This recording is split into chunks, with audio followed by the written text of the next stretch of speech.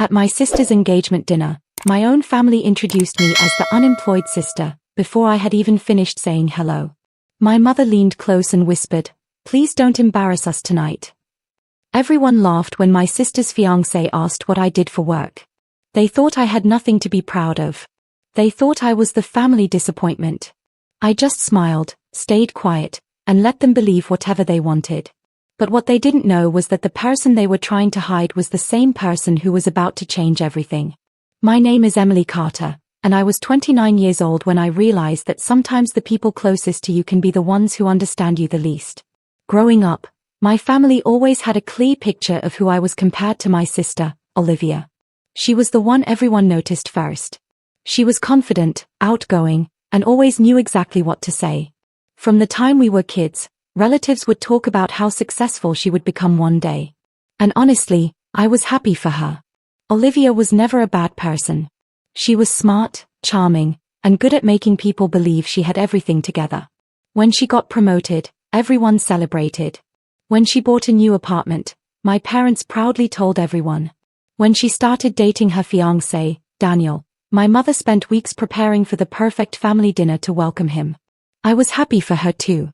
But somewhere along the way, my family started seeing me differently. I was the quiet one. The dreamer. The one who never followed the traditional path.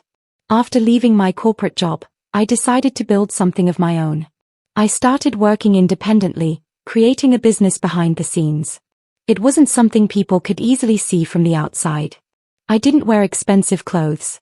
I didn't constantly talk about money. I didn't feel the need to announce every achievement. And because of that, my family assumed I was struggling. They saw me working from home and thought I was unemployed. They saw me keeping my life private and believed I had nothing going on. The truth was, I was building a future they knew nothing about. But I stopped trying to explain myself because every conversation somehow turned into a comparison with Olivia. So when my mother called me about the family dinner with Daniel, I thought maybe things would finally be different. She sounded excited and said, "Everyone will be there. Just please make a good impression." At the time, I thought she meant be polite. I had no idea she meant something completely different. Because before I even walked into that dinner, my family had already decided the role I was supposed to play. And they were about to introduce me to someone new in the most humiliating way possible. The night of the dinner, I arrived at my parents' house about 15 minutes early. I still remember standing outside their front door, holding a small gift for Daniel, my sister's fiancé, and telling myself that this evening was going to be different. I wasn't there to compete with Olivia. I wasn't there to prove anything. I just wanted to meet the man she loved and be part of an important moment in her life.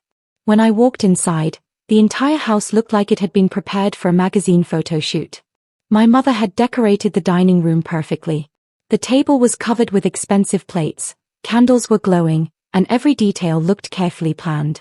Olivia walked around the room smiling like the evening belonged to her. And honestly, it did. She looked happy, and for a moment, I forgot about all the times I felt compared to her. I thought maybe this was a fresh start. Then Daniel arrived. He was different from what I expected. He wasn't arrogant or flashy. He was actually warm and respectful. He shook my hand, smiled, and said, "I've heard a lot about you." I smiled back. "Hopefully only good things," I joked. Everyone laughed. For a while, everything felt normal. We talked about Daniel's work, Olivia's wedding plans, and their future together. Then, during dinner, Daniel turned toward me with genuine curiosity. "So Emily, what do you do for work?" I opened my mouth to answer. But before I could say a single word, my mother interrupted. "Oh, Emily," she said with a small laugh. "She's still figuring things out." The table became quiet for just a second. Then she added, "She's not really working right now." I looked at her. Not because she was wrong. Because she said it like it was something embarrassing. Like I was a problem they needed to explain. A few people gave uncomfortable smiles, and then Olivia laughed softly. "Mom, don't make it sound so bad," she said. "Emily just has a hard time settling on something." Everyone laughed again. I felt my face get warm, but I didn't react. Then Olivia leaned closer and whispered, "Maybe just say something impressive this time. You don't want to make things awkward." That sentence stayed with me.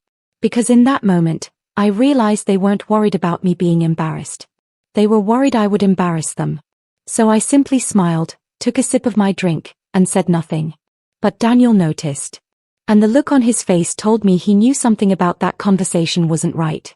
After dinner, while everyone was still talking, Daniel found a moment when I was alone in the kitchen. I was putting some dishes away when he quietly walked over and said, "Emily, can I ask you something?" I turned around and smiled. "Sure." He looked uncomfortable, like he was choosing his words carefully. "Why did everyone talk about your work like that?"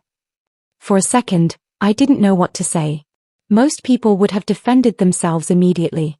They would have explained everything, listed every achievement, and tried to prove they weren't a failure. But I had spent years learning that not everyone deserves an explanation. So I simply asked, "What do you mean?" Daniel sighed. "I mean, your mom and Olivia made it sound like you're lost. But the way you carry yourself, it doesn't seem like someone who has nothing going on." That was the first time that night someone actually saw me. I leaned against the counter and told him the truth. I explained that 2 years earlier, I had left my corporate job. Not because I failed, but because I had built a business idea I believed in. I spent months working quietly, learning, making mistakes, and improving. Eventually, that small idea became something much bigger. I had created a successful consulting company that helped small businesses improve their online operations. I had employees. I had clients across several states. I had even turned down opportunities because I wanted to grow at my own pace. But my family didn't know any of that. Or maybe they never cared enough to ask. Daniel looked shocked. "Wait, so you're not unemployed?" I smiled slightly. "No. I'm just not living the kind of life they expected me to live." Before he could respond, my phone buzzed. It was an email from one of my biggest clients confirming a major partnership I had been working on for months. Daniel saw the notification and looked at me. "This is what you do?" I nodded. "Yes." He shook his head. "I honestly don't understand why your family would make you feel small." Neither did I. But what happened next was something I never expected. Because Daniel walked back into that dining room with a completely different expression. And my family was about to learn that the person they were trying to hide was actually the person they should have been proud of. I followed Daniel back into the dining room a few minutes later. Everyone was still laughing and talking like nothing had happened. My mother was telling Olivia about wedding decorations, and my sister was showing everyone pictures of venues they had visited. For a moment, I wondered if I should just let it go. Maybe I should stay quiet like I always had. Maybe I should allow them to believe whatever made them comfortable. But then Daniel sat down and looked around the table.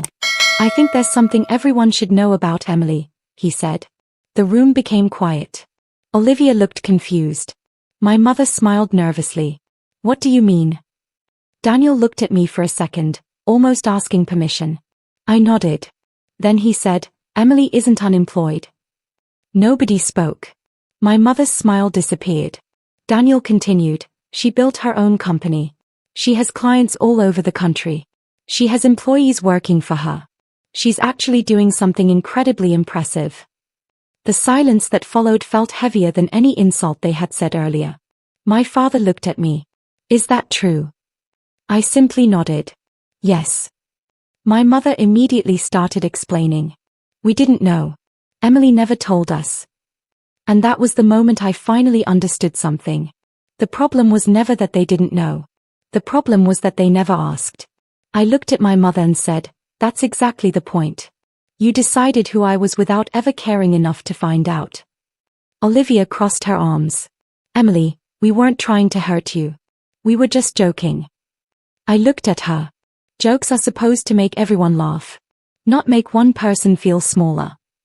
Nobody had anything to say. For years, I had listened while they compared me to Olivia.